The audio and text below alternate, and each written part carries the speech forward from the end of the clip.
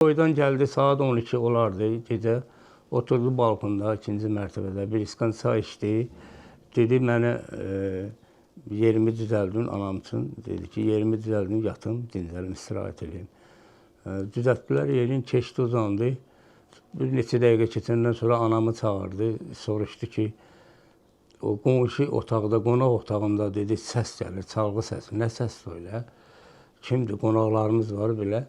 Anam deyir ki, yox, nə danışsan, elə bir adam yoxdur, nə çalgı səsi.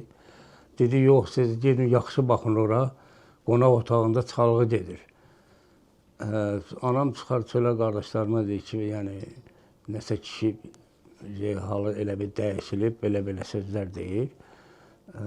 Sonra qardaşımız hamısı gəldilər içəri, girəndə, hamısı bir yerdə girəndə, gördülər ki, bu, yəni, udar, belə parar kimi, ağzı, çənəsi, bu çənəsi biraz əyilmişdi.